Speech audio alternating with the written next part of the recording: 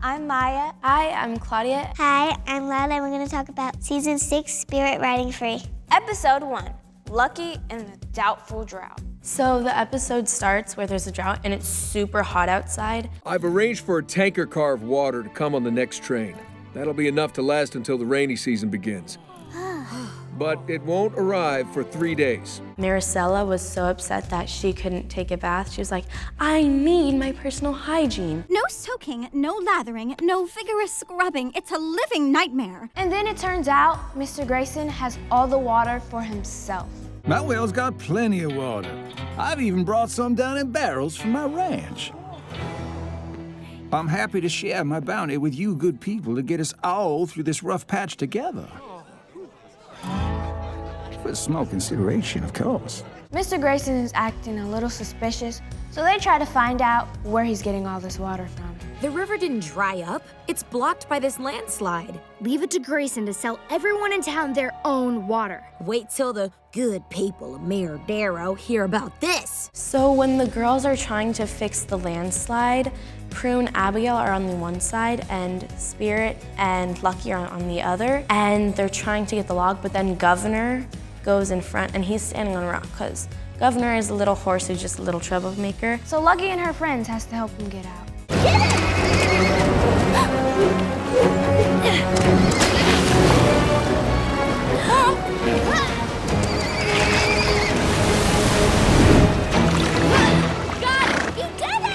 It was like a hold your breath moment. I think it was pretty selfish for Mr. Grayson to take all that water for himself and not tell others that it was just blocked. Then at the end, he's like, oh, well, the landslide happened on my property, so I had every right to sell the water. And it's just like, no, you didn't. Guess I'll pack it in early then. He just gets away with it? Lucky, what he did was wrong. Unfortunately, it doesn't mean it was against the law. Hey, some folks live their lives taking advantage of others. But there are good people in this world, too. Episode 2, Lucky and the Rayman Nightmares. So in this episode, Prue was trying to take care of the Arabian horses, which they're going to be selling the next day. Hey, you think our coat could be shinier? Maybe a quick curry and a brush? They all look pretty shiny to me. And I'm pretty sure your dad said not to touch the mares. He won't mind if he can drive a harder bargain tomorrow. But right when the buyers were coming to buy the horses, they escaped. What? Lucky and Prue hunt around for all the horses. We need to get them back before the guy who's coming to buy them comes and looks at them. For the first one, who was running around, Lucky had to try to get on the horse.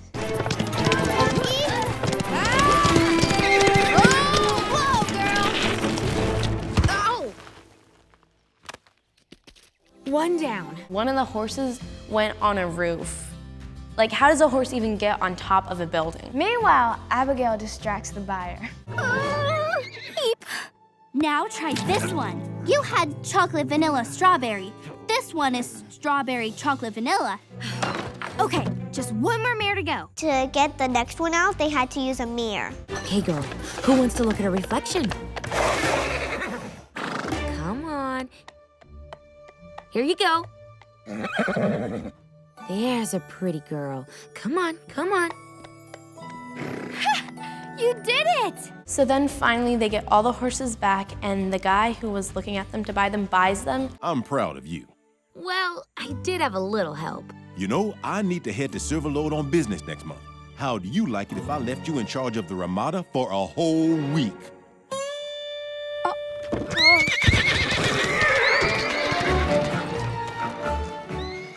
Episode 3, Lucky and the Fearless Phillies. At the beginning of this episode, the pals are trying to prepare to become Frontier Phillies. The Frontier Phillies are basically like today's Girl Scouts, but because they're in the country, they would be in charge of a herd. Our herd leader will only be in Miradero for 1 hour between trains. We can't risk missing her. You worked really hard on this. She's gonna love it. I hope so. By tonight, we'll be the official Frontier Phillies Miradero herd. Promise? Promise. What the pals think they have to do is prepare a play and sing all the songs about like the animals and stuff and have an exotic bug and this tea. So they make a presentation to join. But then, of course, Snips ruins it. Hey, stop!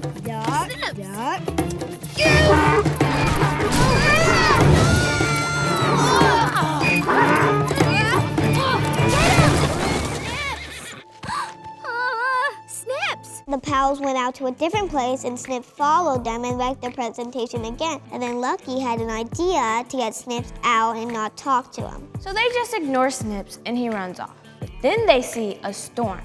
So they go try to look for Snips and he's at his pouting shack. The pouting shack is where Snips pouts. Snips, I'm really sorry, but we have to go. There's a storm coming. So now you want to talk to me? No, thanks. Snips, we don't have time for this. So they try to go hide in the pouting shack. But the storm gets so bad that the door flies off.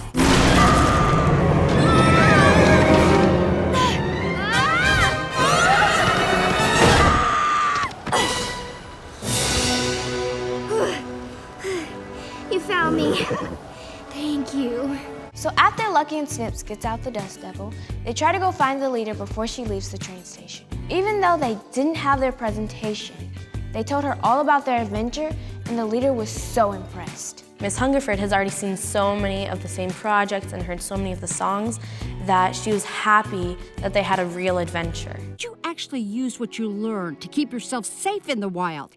And that's what the Phillies are all about. And I'm happy to be the one who grants Miradero an official herd. Woohoo!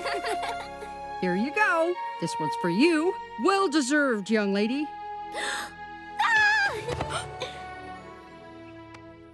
Episode 4, Lucky and the Resolutionary Fever. This episode starts when all the kids are in their classroom reading their New Year's resolution list. Learn to cook, catch the sunset from the top of Pioneer Peak, get in touch with my mom's heritage. There's all kinds of great things on here. Very admirable, Lucky. Tell us what it was like to do them all. I guess I sort of forgot about my list after I turned it in. Lucky has all the resolutions to do, and she tries to do them in one day. And she bakes tamales because she wants to learn how to cook. Tamales! We don't have any corn husks. Come on, Aunt Cora, it'll be fun. So when she's trying to do all of them, then Javier comes in. Javier is the person Lucky is in love with. The mayor asked me to lead the parade.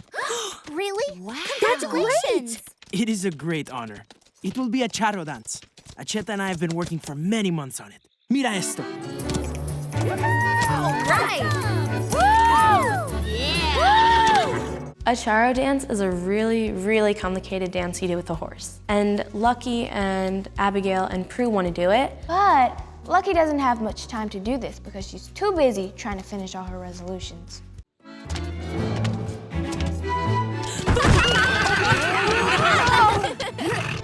You will get it. You, just need practice. Vamos, let's try again.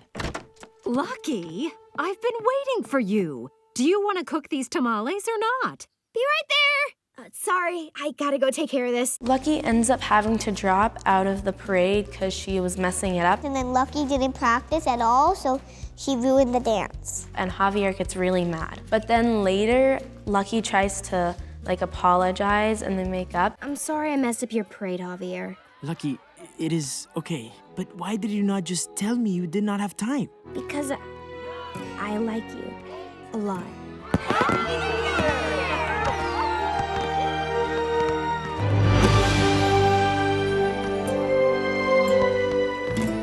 Happy New Year.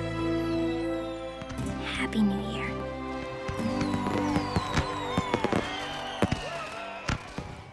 Episode 5, Lucky and the Cousin Caper. So in this episode, Kate gives Lucky a necklace that she got from her mother. But that's your mom's necklace. It's all you have left of her. It is. And since we're going to be a family, I want you to have it. And then Lucky gets a telegram from her cousin, Julian. The note said, "This is not one of my schemes." Prue is really skeptical and is it's probably another one of his scams. But Lucky is no, we should go just to make sure. Lucky! Julian? Where are you? What took you so long? Julian? What's going on? I need your help. Have you ever heard of The Scoundrels? The who? Julian wants to join the club called the Scoundrels at his boarding school. Julian needs Lucky's help to pull off a heist. For the final test, they want me and the other pledge to sneak into the headmaster's house tonight to nab an old map for the clubhouse wall. But if I get caught, I'll get kicked out of school for sure. So I'll convince the pledge master that there's something way more amazing than a map to nab at your house. Something you and I will plant. And then I'll take it. So you want to steal something without really stealing? Exactly. And then the two guys who are gonna be determining if he gets into the club come and say, "Who's this?" Who's your friend? This is my cohort in capers, Fortuna Navarro. They call me Sticky Fingers. So Lucky ends up planning this whole party. Lucky's plan is to rob Julian's cousin, Lucky. And they steal Snips' shrunken heads. When we're done doctoring the apples, those know-nothings will never be able to tell. So they put him in a safe so that the scoundrels can steal. The entire time, Julian and them are like, "Oh, okay, let's go in here," while they're dancing and singing.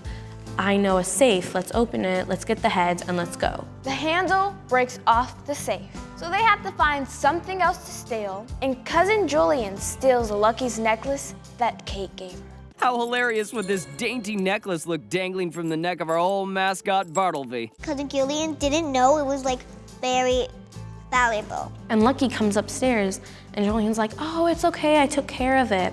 They were eyeing your crystal and your quartz, but they're not gonna take it. They took this necklace." And she's like, "What?" So then he has to tell them the truth, and the two guys are actually really impressed. Let me get this straight.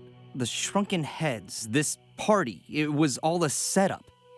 You scammed the scoundrels? Boy, that's a true scoundrel move. Consider yourself in, Prescott. Really? Does that mean I'm in too? Can it, Pete? So Lucky gets her locket back, and Julian gets to join the scoundrels. Meanwhile, Lucky's dad and Kate have a wedding announcement in the newspaper. And who else sees it? Butch LaPree. Well, my. Look at that happy family. Lucky Prescott. Gotcha. Episode 6, Lucky in the Wayward Wedding. Abigail is having a wedding for Chico, Linda, and Boomerang for a practice wedding for the real one. And then Lucky's late. So she tries to run and she forgot the rings. Being the ring bearer is your only job at your dad's wedding tomorrow. It's the whole reason we're doing this practice wedding. I know, which is why it's actually good that I forgot them today, so I've gotten the mess up out of my system. So later in that day, Kate and Lucky's dad are having their own wedding. But then Kate and Mr. Prescott see each other, and Abigail gets really upset. Abigail says the wedding is cursed. There's one mishap after the other. The flowers get ruined, the wedding carriage rolls away, then Lucky accidentally tripped and messed up the cake. Oh, we did it!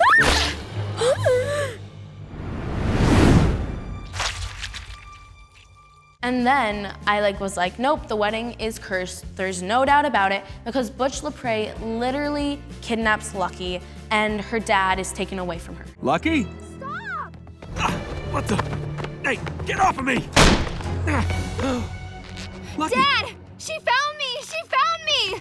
Who? Lucky, let me go! Hold it right there. Who are you? What are you doing with my daughter? Name's Butch LaPree, and we've got some unfinished business. No!